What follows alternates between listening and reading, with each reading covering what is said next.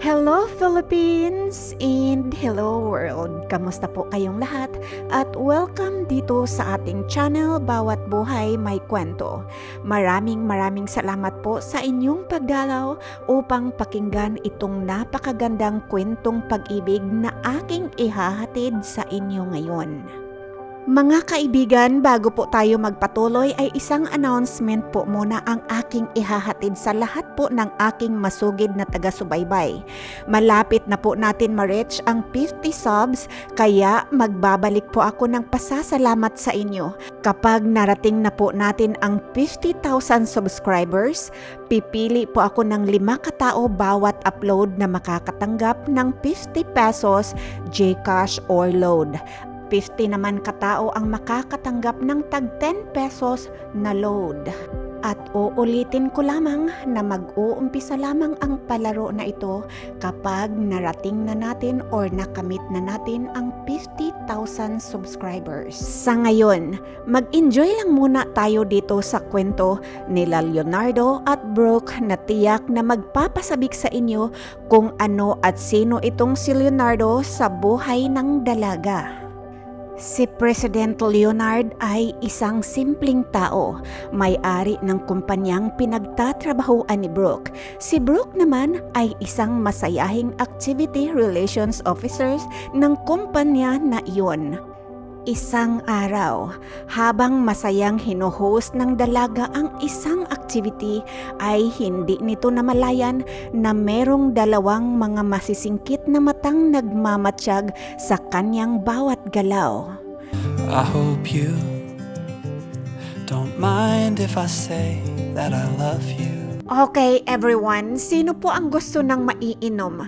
Nang maikuha ko po kayo bago pa tayo mag-umpisa ng ating activities for today? Nakangiting tanong ni Brooke. Orange juice, cranberry juice, grapefruit juice, ayon pa sa mga participant. Alright then, sige po, bigyan niyo lamang ako ng mga ilang segundo at babalik ako kaagad. Iyon lamang at kumaripas na ng takbo si Brooke upang kumuha ng maiinom. Ilang saglit lamang ay nagbalik ng nakangiti ang dalaga habang may hila-hila itong cart na punong-puno ng inumin. Wala itong kamalay-malay na merong dalawang matang nagmamatsyag sa kanyang mga galaw. Sino pa po ba ang walang maiinom? Tanong ni Brooke habang iniikot ang kanyang mga paningin. Ay sandali lamang po mga kaibigan, mayroon pong isang kuya doon sa sulok, mahiyain po yata.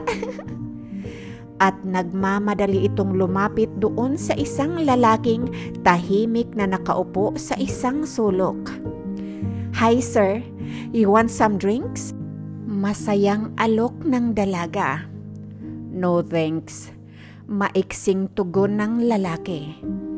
Okay, please let me know if you need anything. Nakangiting sabi ni Brooke, tumango-tango lamang ang lalaki nang may kasamang kaunting smile. Okay everyone, I know that some of us know me already, but since we have new participants today, we need to introduce ourselves again. Okay, let's start with Miss Renee. Sabi ni Brooke at isa-isa na ngang nagpapakilala ang bawat isa sa kani-kanilang mga sarili. Thank you everyone. Okay, it's my turn. My name is Brooke Lawrence, ang inyong Activity Relations Officer. Bago pa lamang po ako dito, ngunit sinisigurado ko po sa inyo na mag-i-enjoy tayong lahat sa ating gagawin ngayon. Masayang pagpapakilala ng dalaga sa kanyang sarili. At dahil nga super hyper itong si Brooks, ay naging super hyper na rin ang kanyang mga participants. Lahat ng games ay sinasalihan ng mga ito at lahat ng nanalo ay masayang masaya sa mga prizes na kanilang natatanggap. Bukod pa doon ay walang umuwi na luhaan dahil lahat ng umattend ay meron silang mga consolation prizes. Brooke, maraming salamat ng husto ha. Ang gaganda ng iyong mga surprises dito. Masayang sabi ng isang participant. Nako, maraming salamat naman po at nagustuhan ninyo. Sali po kayo ulit sa susunod nating activities ha? Masayang tugon ni Brooke at hindi nagtagal habang bising-busy ang dalaga na tumutulong nalilinis yung kanilang activity area ay nagulat ito na may biglang umakbay sa kanya. Masaya ako Brooke dahil simula nang hinawakan mo ang ating activity department ay lahat may ngiti sa kanilang mga labi. Nakangiting papuri ng kanilang department director. Ay nako madam, wala pong anuman. Sa totoo nga lang po, ako po talaga ang dapat na magpasalamat sa inyong tiwala sa akin. Nakangiting tugon ni Brooke. Natalie, gaano na ba katagal dito si Brooke? Tanong ning presidente. Sir, matagal na po yan dito. Assistant po yan ni Lisa sa social service. Tugon naman ni Natalie. Kailangan ko ang kanyang profile. Seryosong utos ng presidente. Hindi nagtagal ay nakita na nito ang notification sa kanyang email. Kaya mabilis niyang tinangnan at bigla itong napa-smile nung makita ang link ng profile ni Brooke. Kinabukasan, habang nananghalian ang dalaga sa isang fast food chain, ay napansin nito ang lalaki sa isang sulok na panay ang tingin sa kanya. Napakunot ng noo ang dalaga, ngunit hindi na lamang niya ito pinansin. Maya-maya pa. Parang pamilyar sa akin ang mukha na yan ah. Sinikap nitong isipin kung saan niya na-meet ang lalaki. Baka isa sa mga participant ng aking ginagawang event. Sa isip ng dalaga, noong palabas na siya ng fast food ay binati niya ang lalaki. Hi, magkakilala ba tayo? Nakangiting tanong ni Brooke. Yes, noong isang araw sa activity event mo. Maiksing tugon ng lalaki. Okay. Nice to see you again. Sana mag-participate ka ulit next time. Nakangiting sabi ng dalaga. Madaling napamahal si Brooke sa kanyang mga kasamahan dahil super friendly ito at madaling kausap. Mga ilang buwan lamang ang nakalipas. Natalie, papasukin mo nga dito si Brooke. Ito ang tinig na narinig ni Natalie mula sa opisina ng presidente. Kaya dali-dali itong nagpunta sa opisina ni Brooke. Hey Brooke, pinapatawag ka ng president. Sabi ni Natalie na nagpabigla sa dalaga. Ha? Bakit? May nagawa ba akong mali? Natalie, hindi kaya si Nelly talaga ang kailangan ng president? Kunot noong tanong ni Brooke. Hoy bruha ka. Hindi ka pa naman siguro bingi malinaw pa naman siguro yung pangdinig mo. Ikaw nga ang pinapatawag ng presidente. Kunwang nang didilat ang mga mata na tugon ni Natalie. Kaya walang nagawa itong si Brooke kundi bumuntot na lamang sa kaibigan. Pagdating ni Brooke sa harapan ng pintuan ng presidente ay kumatok muna ito bago pinihit ang doorknob noong marinig ang tinig ng isang lalaki na pinapapasok siya sa loob ng kwartong iyon. Noong makalapit na si Brooke sa pintuan ng kwarto ng presidente ay kumatok muna ito.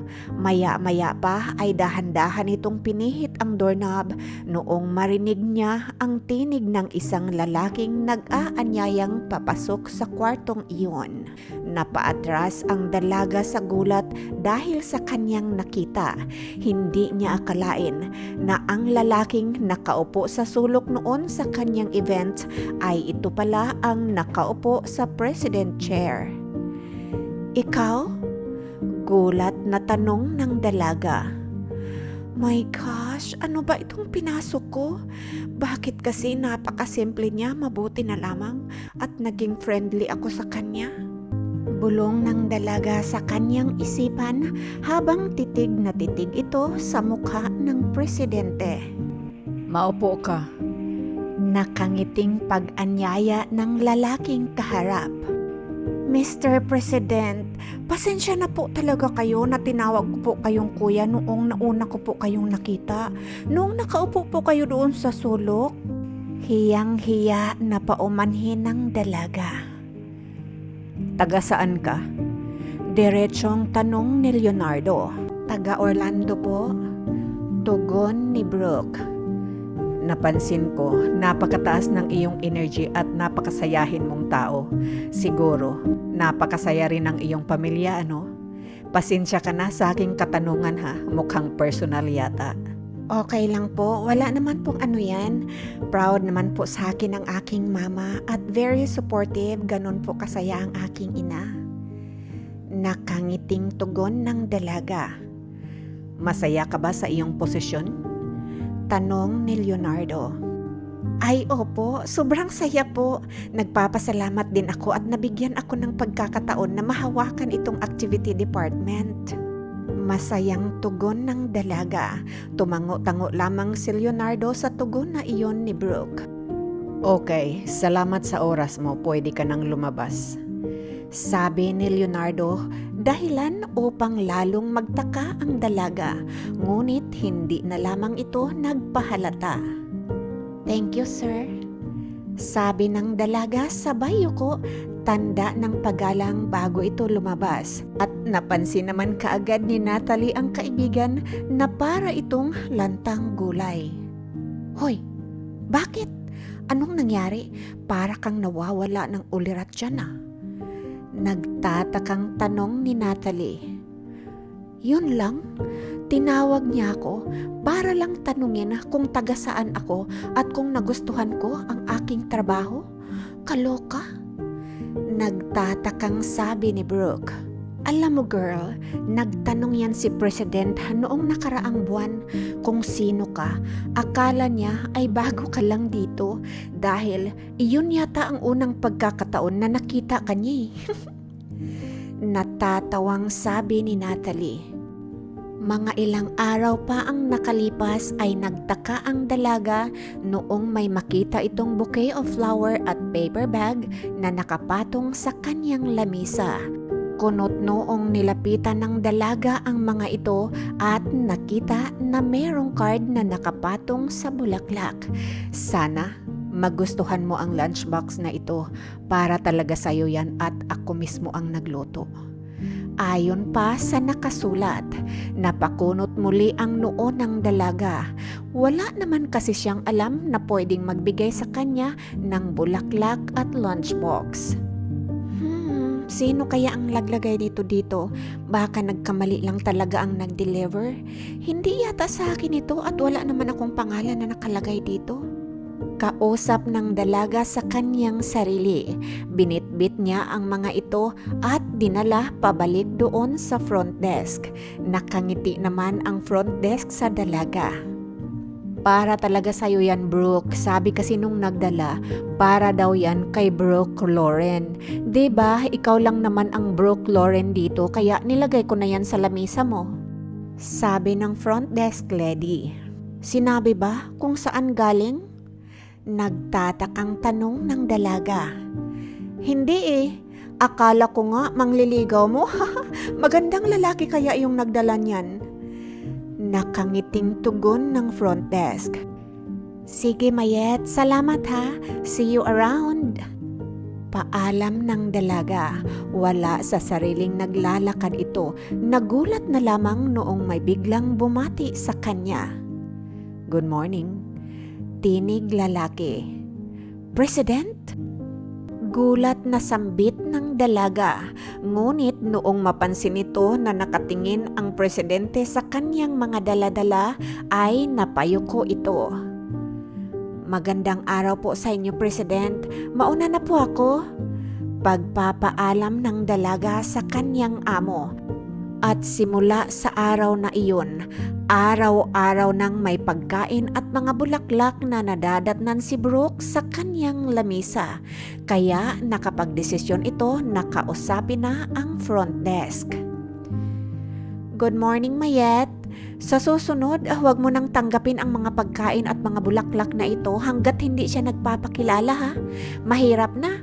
Baka masamang loob ang taong iyon at sa totoo lang, hindi ko naman talaga kinakain ang mga pagkain na binibigay niya. Mamaya may lason o gayuma ang mga iyon eh. Sabi ng dalaga na hindi naman nakaligtas sa pandinig ni Leonardo. Isang linggo na nga ang lumipas, medyo nagtaka na rin ang dalaga na wala na ngang flowers at food siyang naaabutan na nakapatong sa kanyang lamisa. Kaya pasimple itong lumapit sa front desk. Mayet, hindi na ba nagpupunta dito yung nagbibigay ng pagkain at mga bulaklak sa akin? Pabulong na tanong ng dalaga. Hindi na simula nung sinabi mo na wag tanggapin kapag hindi nagpakilala. May radar yata ang taong iyon o kaya narinig niya ang iyong mga pinagsasabi. Natatawang tugon ni Mayet. Ano ba ang itsura ng lalaking iyon? Curious na tanong ng dalaga. Ay nako Sisi, super gwapo, matanggad. Version yata ni Richard Gomez eh. Walang biro. Seryosong tugon ni Mayet. Hindi mapakali ang dalaga sa kanyang lamesa. Pakagat-kagat lamang ito ng kanyang ballpen nang biglang sumulpot si Natalie. Sisi, pinapatawag ka ng president. Nakangiting sabi nito. Sige Natalie, salamat. Susunod na ako. Ano na naman kaya ang kailangan niya sa akin? Bulong ng dalaga sa kanyang sarili, sabay ngiwi ng kanyang bibig at nagkibit balikat na rin ito. Kumatok muna ang dalaga bago siya pumasok. Good morning sir, may kailangan po ba kayo sa akin? Diretsong tanong ng dalaga. Maupo ka, may iaalok ako sa iyo. Sabi ni Leonardo. Napatanga ang dalaga sa kanyang narinig. Nako, wag mong sabihing marriage proposal ito sir ha. Balita ko pa naman ay biyudo ka. Nakatulalang bulong ng dalaga sa kanyang sarili. Ilang beses ka ba umuwi sa Ohio? Diretsong tanong ni Leonardo. Bihira po, malayo kasi Ang mami ko ang madalas na lumuluwas dito para maghatid ng kung mga ano-ano. Bakit po? Curious na tanong ni Brooke. Nais kitang kunin bilang aking personal assistant. Stay in ka rin pero pwede ka naman bumisita sa inyo anytime. Kompleto ka ng benefits at 50,000 a month. Since management naman ang tinapos mo, pag-aaralin din kita ng masteral. Nakangiting alok ni Leonardo. Napaangat ang dalawang kilay ng dalaga. At gusto ko sana mag-umpisa ka na bukas. Dagdag pa nasabi ni Leonardo noong hindi kaagad nakasagot ang dalaga. Ay sir, hindi pa po ako umuo. Kailangan ko po muna ito pag-isipan. Napakalaki naman po ng pasahod na offer nyo sa akin. At bakit po pag-aaralin nyo rin ako ng masteral? Ano po ba ang kapalit? Nagtatakang tanong ng dalaga. Ngumiti muna si Leonardo bago ito sumagot. Para sa kinabukasan mo. Tugon ni Leonard. Napataas ang mga kilay ng dalaga, ngunit hindi na ito nakapagsalita noong pinalabas na siya ni Leonardo sa kwartong iyon. At simula rin sa araw na iyon ay panay na ang punta ni Leonardo sa office ni Brooke, kaya medyo nagkaroon ng tsismisan sa kumpanyang iyon. Ang tawag nga nila kay Brooke ay President Apple of the Eye. Hoy, kayo ha, wala kayong mga magawa? Ang may-ari talaga ng kumpanya ang inyong pagdagchichismisan, mahiya nga kayo. Binabayaran kayo para gampanan ang inyong mga tungkulin dito sa kumpanya. Malamang, hindi naman kayo binabayaran ng kumpanya para maritisin ninyo yung nagpapasahod sa inyo. Kaloka kayo ha? At wala talaga kayong takot na baka makarating ito sa presidente, edi nawalan pa kayo ng trabaho? Gigil na tura ng sekretary ni Leonard na si Natalie. Bakit Natalie? Hindi ka ba natatakot mawala ng trabaho mamaya? Si Brooke na yang ipapalit sa'yo. Pang-aasar ng isang manggagawa. O di antayin ko na lamang napapalitan niya ako. At saka wala naman akong magagawa doon at kung sakali man, hindi naman ako magtatampo dahil may karapatan naman ang presidente. Palitan ako kung sino man ang gusto niyang ipalit sa akin. Kahit nga ikaw ang ipalit sa akin ay wala kang maririnig sa akin eh. Pairap na tugon ni Natalie sa marites na manggagawa at hindi nga nagtagal, nakarating kay Brooke ang pinagsasabi ng mga marites. Sir, tinatanggap ko na po ang alok ninyong trabaho sa akin. Nakangiting sabi ng dalaga na ikinatuwa naman ng presidente. Salamat Brooke, malaking bagay ito sa akin. Sige, sasabihan ko ang aking driver na sasamahan kang kunin ang iyong mga gamit sa iyong tinitirhan. Masayang sabi ni Leonardo. Sir, hindi ko po pwedeng iwan ang aking apartment dahil baka hindi po tayo magkagustuhan. Wala na akong mauuwian. Mahirap rin kaya humanap ngayon ng magandang apartment na mura lamang. Nakangiting sabi ng dalaga. Nako, huwag kang mag-alala, ako na ang bahalang magbayad ng apartment mo habang nasa poder kita. Hindi maitago ang saya na sabi ni Leonardo. Sir, maitanong ko lang po, bakit po ba ang bait-bait ninyo sa akin? May gusto po ba kayo sa akin? Diretsong tanong ng dalaga. Napa-smile lamang si Leonard. You deserve more. Tugon nito noong nasa bahay na sila ni Leonard. Brooke, ito si Nanay Lusing. Nasa amin na siya bago pa ako ipinanganak. Siya na ang nagpalaki sa akin kaya parang nanay ko na rin ito. Pagpapakilala ni Leonard sa matanda sabay akbay dito. Tunay ngang napakaganda niya, Leon. Mangiyak-ngiyak na sabi ni Nanay Lusing sabay yakap sa dalaga. Hindi na natapos ang sasabihin pa sana ni Nanay Lusing nang biglang tinakpan ni Leonard ang bibig ng matanda. Nagtaka man si Brooke sa inasal ng kanyang boss, ngunit magalang itong nagpasalamat kay Nanay Lusing. Kamusta po kayo, Nanay Lusing? Salamat po sa inyong mainit na pagtanggap sa akin. Nakangiting sabi ni Brooke. Ay naku iha, lula na lamang ang itawag sa akin. Basta kung sino ang mahal nitong alaga ako ay mamahalin ko rin ng buong puso ko. Nakangiting sabi ni Nanay Lusing. Napasulyap ang dalaga sa kanyang amo, ngunit sinadyang umiwas ng mga mata ni Leonard. At pagkatapos nilang maghapunan ay naglakas ng loob si Brooke na magtanong sa kanyang amo. Sir, ano po ba ang aking gagawin as your personal assistant? Tanong ng dalaga. Samahan mo lang ako sa lahat ng aking lakad at ikaw na rin ang aking magiging personal secretary. Po? Paano po si Natalie? Gulat na tanong ng dalaga. Hindi maaapektuhan si Natalie. Alam mo bang 15 years na yan na naninilbihan sa akin? Nais ko lang talaga kitang makasama sa lahat ng aking lakad at sa aking biyahe. Nakangiting sabi ni Leonard. With benefits? Biglang sambit ng dalaga. Brooke, tanggalin mo na yan sa isipan mo. Nakangiting tugon ni Leonard. Simula noon ay lagi nang magkasama ang mga ito sa kahit saang lakad ng kanyang amo. Magkasabay silang pumapasok sa opisina at umuwi ng bahay. Magkasabay rin silang kumakain ng pananghalian. Ginagawa ito ni Brooke para lalong asarin ang kanyang mga tsismosang kasamahan. Isang gabi habang naghahaponan ang tatlo kasama si Nanay Lusing ay biglang nagsalita itong si Leonard. Brooke, alam kong hindi lingid sa iyong kaalaman ang kumakalat na usap-usapan sa opisina. Pakiusap ko lamang sa iyo na wag mo na lamang muna silang papansinin at isang araw, aayusin ko rin ang mga haka-haka na ito.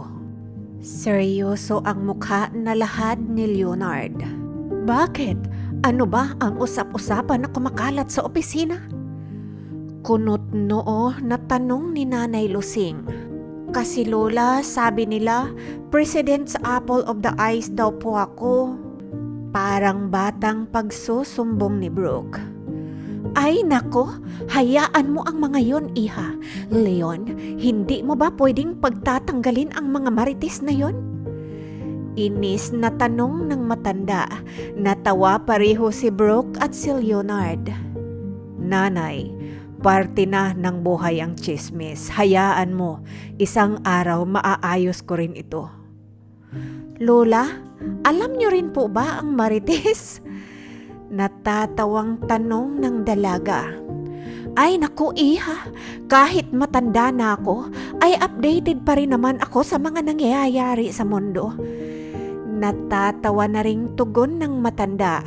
Naputol ang tawanan ng tatlo nang biglang may narinig na kotse na pumarada sa labas. Ay, andito na ang ating prinsipe. Nakangiting sabi ni Nanay Lusing sabay tayo para salubungin ang kanilang bisita. Nay, kamusta po kayo? Tanong ng bisita. Hindi alam ng dalaga kung bakit tila tumalon ang kanyang puso noong marinig ang tinig ng kanilang panauhin. Mabuting mabuti naman, iho. Halika, tamang-tama ang iyong dating kauumpisa lamang namin ng hapunan. Sabi ni Nanay Lusing. Hi, Dad.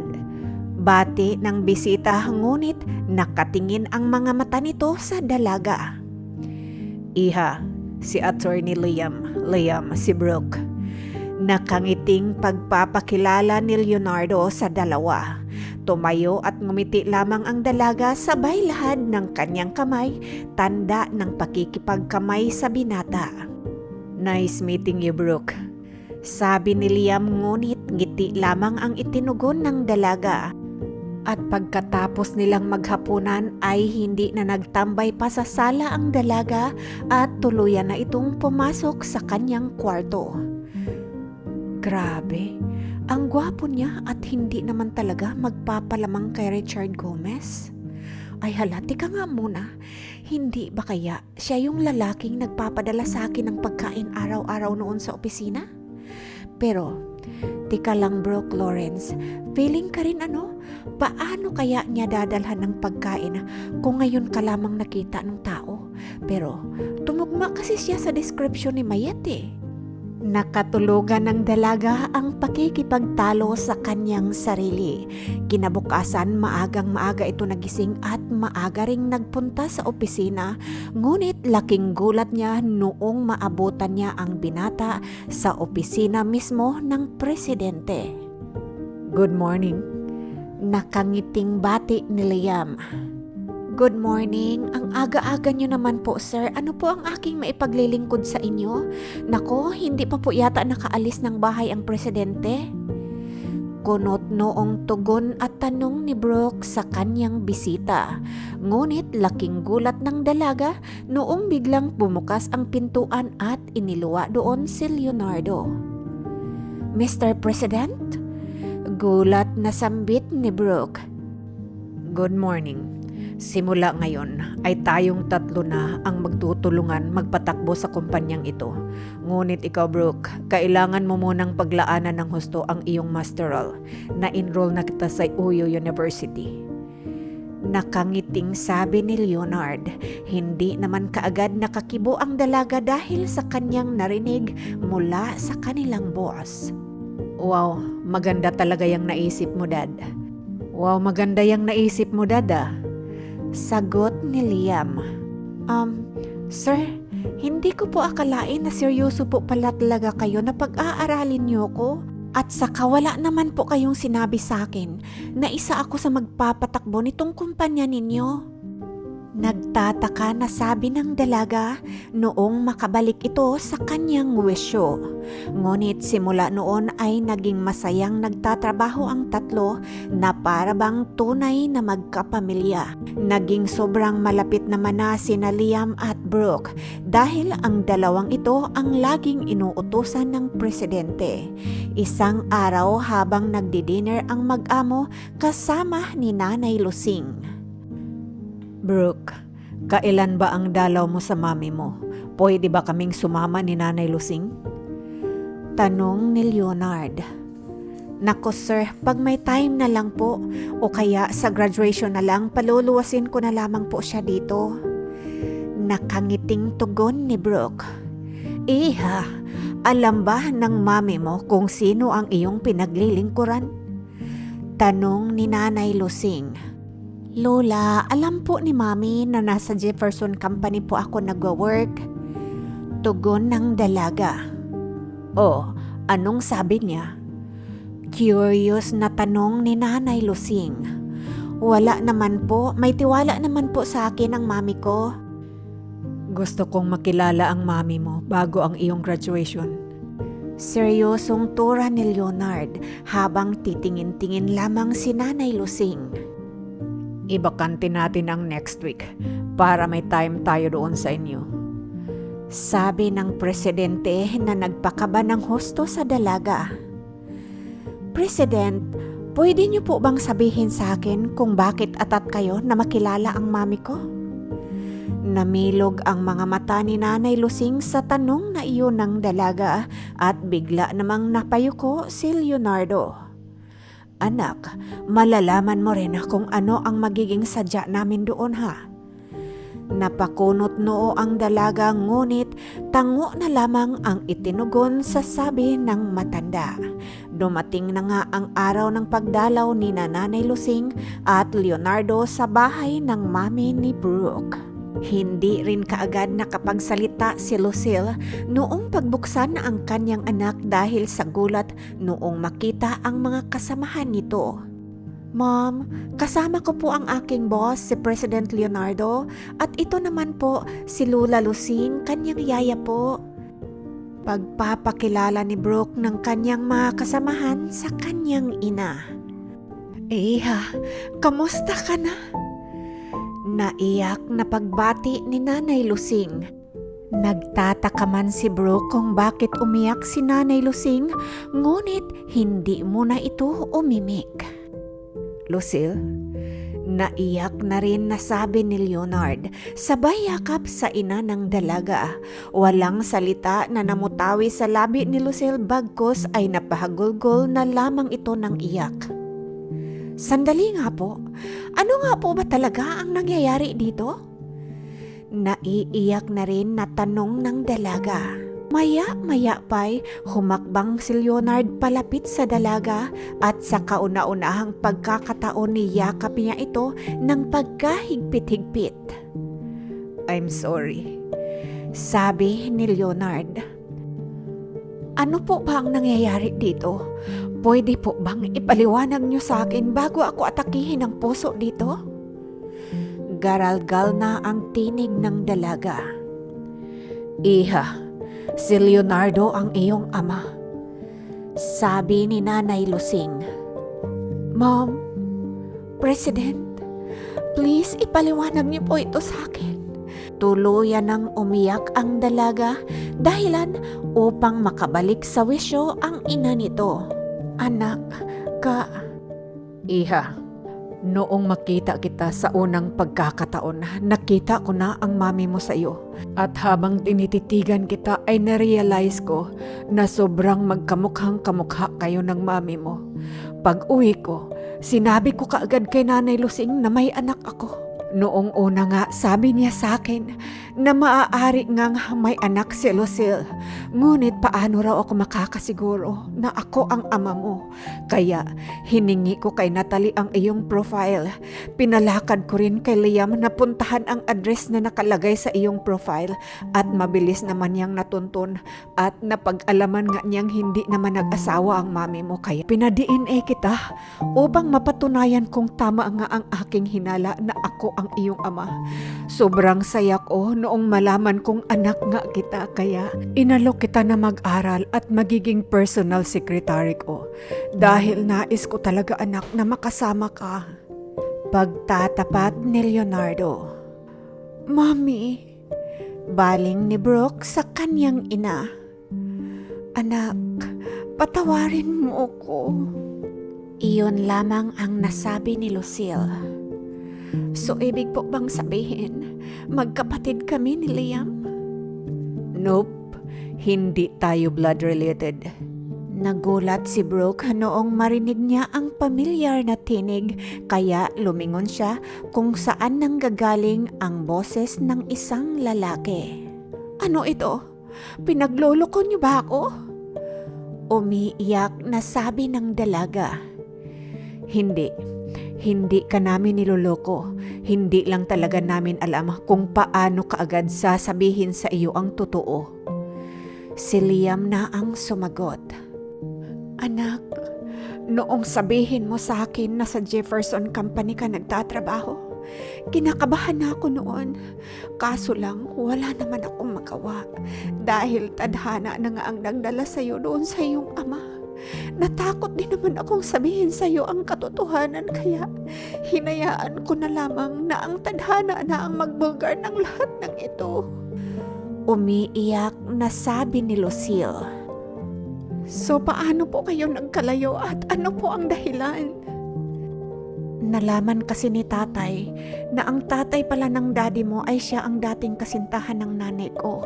Kaya inilayo niya ako sa daddy mo. Tapos noong nalaman nila na buntis pala ako, ay ipinadala nila ako sa Australia at doon ka nga ipinanganak. Pagbalik natin dito ay nabalitaan kong may asawa na ang daddy mo kaya bumalik tayo doon sa Australia at doon ka na nga lumaki. Napasalubong ang dalawang kilay ni Leonardo sa kanyang narinig mula kay Lucille. Bakit hindi mo pinaalam sa akin ang naging dahilan ng paglisan mo? 3 taon ako bago nag-asawa kasi nga nawalan na ako ng pag-asa dahil wala na akong balita sa'yo. Lumipat na rin ang tirahan ng iyong mga magulang. Para akong mabaliw noon ah. Napayuko na lamang si Lucille sa sinabing iyon ng dating kasintahan. O siya, wag na natin pag-usapan pa ang mga lumipas na. Ang importante ay ang ngayon. Huwag kang magalit sa mga magulang mo. Pari-pariho lamang silang mga biktima dito. Biktima ang mami mo ng iyong lolo. Mga bata pa rin kasi sila noong mga panahong iyon. Hindi mo rin naman pwedeng sisihin itong iyong ama dahil hindi niya rin alam ang dahilan kung bakit iniwan siya ng iyong mami. At lalong hindi niya alam na may anak pala siya at ikaw nga iyon. Nakikiusap ako sa inyo na kalimutan na natin ang nakaraan at magpatawaran na lamang para sa anak ninyong si Brooke. Sabi ni Nanay Lusing. Basta ako, napatawad na kita Lucille at nagpapasalamat ako na binagyan mo ako ng ganito kaganda at katalinong anak. Parang bata na sabi ni Leonard. Lumabas ng bahay bigla si Brooke at nagtungo ito sa kanilang hardin at sinonda naman ito ni Liam. Brooke, masayang masaya si Dad noong napatunayan niyang anak kanya. Panay nga ang sabi niya sa akin na masaya raw niyang lisanin ang mundong ito dahil napatunayan niyang hindi naman talaga siya baog gaya ng laging sinasabi sa kanya ni Mami. Nakangiting sabi ni Liam. Matanong nga kita, bakit daddy ang tawag mo sa presidente? Salubong ang kilay na tanong ng dalaga. Anak ako nang namayapa nilang katulong. 9 years old lamang ako noong mamatay ang nanay ko nang hindi namin alam ang kadahilanan. Wala naman akong ibang pamilya kaya nag-decide si daddy na aampunin nila ako. Ngunit hindi ako pumayag na palitan nila ang aking apelyido. Okay na rin yun kay Mami basta daw Mami at Daddy ang itawag ko sa kanila. Kapalit ng kabutihan nila sa akin kaya pinagbutihan ko talaga ang aking pag-aaral. Na-mention sa akin ni Dad na lawyer daw talaga ang pangarap ni Lolo para sa kanya ngunit ayaw niya ng kursong iyon kaya ipinangako ko sa aking sarili na pag lumaki ako na ang kukuha ng abogasya na ikinatuwa naman ni Lolo. Mabuti ka pa. Lumaki ka na kumpleto ang iyong pamilya. Naranasan mong lumaki na may tatay. Hindi naman nagkulang ng pagmamahal sa akin ang mami ko pero iba rin talaga siguro ang pakiramdam ng may tatay na kasama. Parang bata na sabi ng dalaga. Brooke, andyan na ang ama mo. Hindi pa naman huli ang lahat. At total naman, 5 months na lang ay magtatapos ka na ng inyong masteral. Bumawi kayo sa isa't isa. Pagtulungan din natin ang kumpanya para pag may time kayong mag-ama, sige, magliwaliw, mag-travel kayo para kayo magkaroon at magkakilanlan sa isa't isa. At alam ko rin na business management ang tinapos ng mami mo, kaya pwede na tayong apat ang magtulungan. Nakangiti na sabi ni Liam. Alam mo, ang akala ko talaga may gusto sa akin yang si President. At kung alam mo lang kung paano kami pagchichismisan sa kumpanya, ayon nga sa mga naririnig ko, favored by the President daw ako. Ang iba naman sabi sa akin, apple of the eyes daw ako ng President. Malungkot na sabi ni Brooke. Talaga naman dahil ikaw ang kanyang nag-iisang anak at meron ka pang hindi alam. Yung mga bulaklak at pagkain na binibigay sa iyo ni Mayet, ako talaga ang may dala noon. Nagpaalam kasi ako kay Daddy kung pwede kitang ligawan. Pinayagan naman ako ni Dad, kaso sabi ni Mayet sa akin, tinatapon mo lang naman daw sa basurahan ang mga pagkain na dinadala ko, kaya tumigil na lamang ako. Aba, luka-luka talaga yung Mayet na yun na. Sabi niya sa akin, hindi niya daw kilala ang lalaking nagbibigay ng mga yun. Pero noong una kitang makita, bigla kong naalala dahil ikaw talaga yung taong dinidescribe ni Mayet.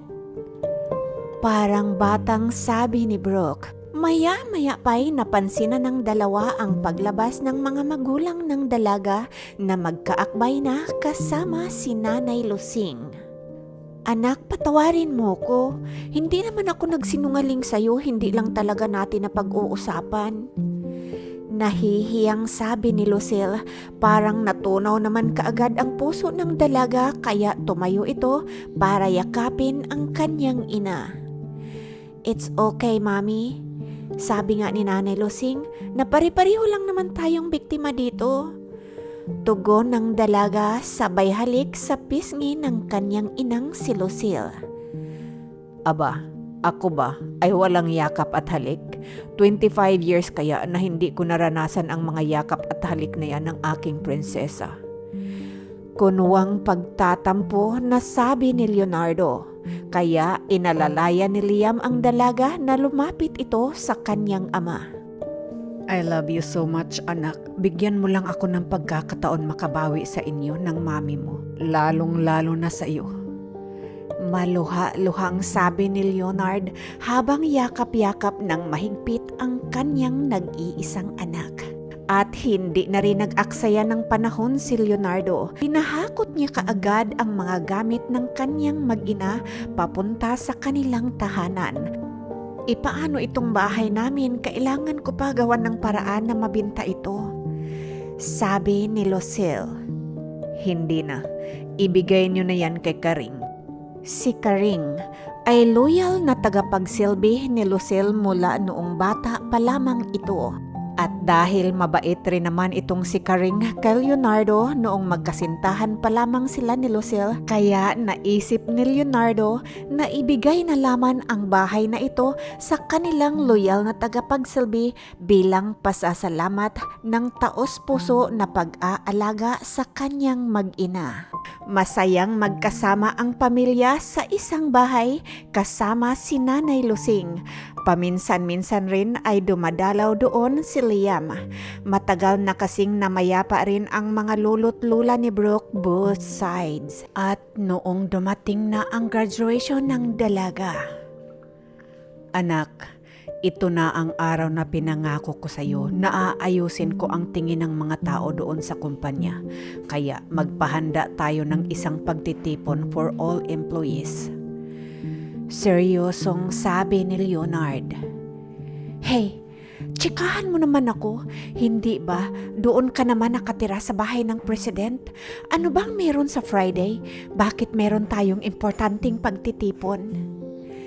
Nakangiting tanong ni Natalie. Antayin na lamang natin. Nakangiting tugon naman ni Brooke. Isa pa, Brooke, matagal ko na sanang itanong ito sa'yo eh. Kaso lang, nagtakot ako. Baka naman isipin mo na isa rin ako sa mga marites. Kaya nga, sa'yo ko mismo ito itatanong eh para direct to the subject ba?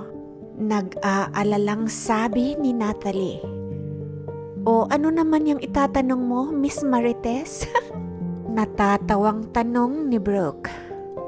Ikaw naman pagtatawanan mo talaga ako. Yung babae ba na laging kasama dito ni President?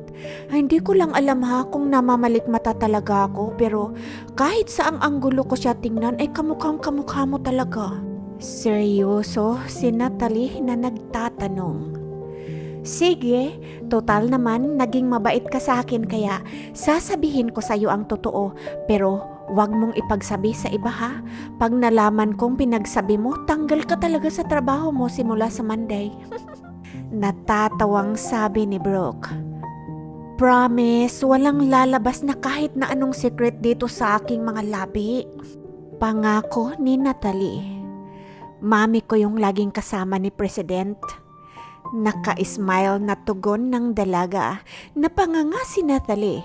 Ay, alam ko na, wedding nila siguro ang importanteng announcement sa Friday ano? Tanong muli ni Natalie. Marites, antayin mo na lang sa Friday, I love you friend. Sabi ni Brooke. Natuwa naman si Natalie sa kanyang narinig mula sa kanyang matalik na kaibigan na si Brooke. Salamat sa pagmamahal at tiwala. Promise, loyal ako sa'yo. Tugon ni Natalie at kindat na lamang ang itinugon ni Brooke sa kaibigan. Dumating na nga ang gabi ng pag-aayos ni Leonardo sa mga usap-usapan na kumalat sa kanilang kumpanya. Maaaring nagtataka kayong lahat kung bakit bigla ko kayong ipinatawag sa pagtitipon ngayong gabi. Hindi na ako magpaligoy-ligoy pa.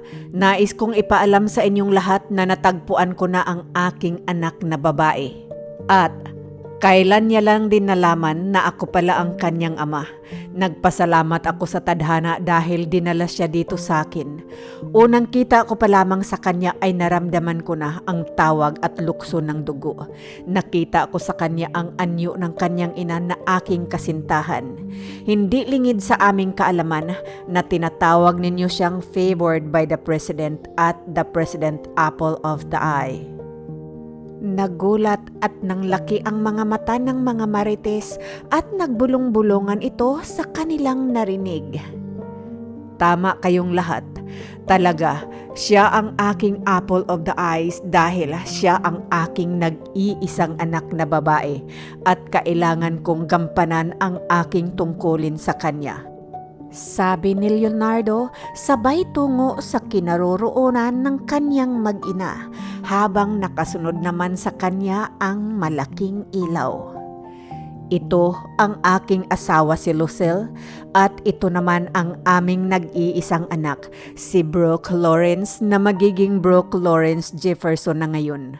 Hindi ko na ididetalye sa inyo kung ano ang nangyari sa amin dahil personal na naming buhay iyon. Igalang ninyo sila nang higit pa sa paggalang ninyo sa akin. Nagkakaintindihan ba tayong lahat? Seryoso ang mukha ni Leonard sa sinabi niyang iyon. And I want to take this opportunity to ask my mother's daughter to marry me. Darling, will you marry me? Nakangiting tanong ni Leonard. Yes, I will marry you. Tugon ni Lucille sabay tayo at mahigpit na niyakap ang ama ng kanyang anak. Imbis na mag-kiss na ang dalawa, ay hindi ito natuloy noong biglang may lalaking nagsalita. Dad, sa lagay ba naman kayo lang ang ikakasal? Magpapahuli ba ako? Biglang nagpalingalinga ang lahat, hinanap nila kung saan nanggagaling ang tinig. Nagulat pa ang lahat nung isang napakagwapong isang lalaki ang pumasok sa bulwagan na iyon. Nakangiti at diretsong nakangiti kay Brooke. Mom, Dad, alam kong nagulat kayo noong gabing hiningi ko sa inyo ang kamay ni Brooke. Sana lang ay hindi niya ako tatanggihan ngayong gabing ito. Brooke, will you marry me? Sabi ni Liam sabay luhod sa harapan ng dalaga. Nang laki ang mga mata ni Brooke at napatutob ito sa kanyang mga bibig gamit ang kanyang dalawang kamay. Anak, narinig mo naman siguro ang tanong ni Liam. Nakangiting tanong ni Mami Lucille. Sandali lang, paano naman ako yes? Hindi naman yan ang ligaw sa akin eh. Natawa si Liam sa tinura na iyon ng dalaga. Actually, nangligaw naman na talaga ako sa iyo, kaso lang itinatapon mo lamang yung mga pagkain na binibigay ko sa iyo, diba? Kaya isusunod ko na lamang ulit ang pangliligaw ko. Ang importante, alam ni na mami at daddy kung gaano kita kamahal. Nakangiting tugon ni Liam. Anak, hindi pa namin alam na anak kita, ay nagpaalam na yan si Lian sa akin na pakakasalan ka raw niya. Sabat naman ni Leonard. Brooke, ano ba ang isasagot mo para makatayo na yang si Liam? Sabi naman ni Nanay Lusing. Tumango lamang ang dalaga. Anak, kailangan mong sabihin kung tatanggapin o tatanggihan mo ba ang alok ni Liam. Natatawang sabi ni Mami Lucille. Ngunit itong si Liam ay matyagang nakangiting nag-aantay lamang kung ano ang isasagot ng kanyang sinisinta. Yes, I will marry you. Nakayukong tugon ng dalaga. Napatayong bigla si Liam sa tuwa, sabay halik sa noo ni Brooke. Ay, sa noo lang? Sigaw ni Mayet. Sa noo lang muna, kasi kailangan ko pang mangligaw eh. Nakangiting tugon ni Liam na nagpapula sa mga pisngi ni Brooke. No boyfriend since birth kasi ang dalaga. Pambihira ka naman, iho, sasabay ka talaga. Ni hindi pa nga ako nakabawi sa anak ko, kukunin mo na kaagad sa akin? Maluha-luhang tanong ni Leonard. Dad, hindi ko po kunin si Brooke sa inyo ni Mami. Bagkus ay sasamahan ko siyang mahalin at alagaan kayong dalawa na kanyang mga magulang. Nakangiting tugon ni Liam. Salamat anak, aasahan ko na mamahalin mo talaga yung anak ko kagaya ng pagmamahal ko sa kanya. Inalay ko kaya ang buong buhay ko dyan sa anak kong yan. Saad ni Lucille. Mom, pangako ko po yan sa inyo ni Daddy. Mamahalin ko po itong inyong anak. Nakangiting tugon naman ni Liam sabay apos ng mahigpit sa babaeng biyenan. Ipangako mong hindi kayo aalis ng bahay, malaki naman yon at siguradong magkakasya naman tayong lahat doon. Kahit magkaanak pa kayo ng 10. Sabat naman ni Leonard na nagpapulang muli sa pisngi ng dalaga. Ay nako, baka nakalimutan ninyong andito tayo sa pagtitipon. Maraming mga mata at mga tainga na nakatingin at nakikinig sa inyong usapan. Hala, magsitungo na kayo sa buffet table. Magsikuha na kayo ng pagkain ng makakain na kayong lahat. Ayon naman kay Nanay Lusing. O sige, magsikain na kayong lahat. Utos ni Leonard sa kanyang mga tauhan. At bago matapos ang pagtitipon na iyon, ay isa-isang lumapit ang mga marites kay Brooke para humingi ng paumanhin. Buong puso naman silang pinatawad ng dalaga. Ilang buwan lamang ang nakalipas ay sabay ngang naikasal ang mag-ina at masayang namuhay ang dalawang pamilya sa iisang bahay. Ayaw na ayaw kasi ni Leonard na mapalayo sa kanya ang kanyang nag-iisang anak at magkatuwang rin ang apat sa pagpapalago ng kanilang kumpanya. Biniyayaan naman ng triplets ang mag-asawang Brooke at Liam. Si Nanay Lusing naman ang nakatukang mag-supervise sa mga yaya ng triplets sa tuwing wala ang mga magulang ng mga ito sa bahay. I hope you don't mind if I say that I love you. Ang buhay ay mapaglaro, ngunit mas mapaglaro ang pagkakataon at tadhana. Kahit ano pa man ang dahilan ng paghihiwalay ng magsing-irog, kung sila talaga ang para sa isa't isa, ay gagawa at gagawa talaga ang tadhana para pagtagpuin muli ang landas ng dalawang pusong nagmamahalan. Maraming salamat po sa inyong panonood o pakikinig na sana po ay na-inspired kayo sa kwentong ito. At doon po sa hindi pa nakapag-subscribe, Please subscribe na po kayo, like and share. Pakiring na rin po ng ating bell button para maging updated kayo sa ating mga new uploads. Tandaan po natin lagi na bawat buhay may kwento. Hanggang sa muli. Bye-bye!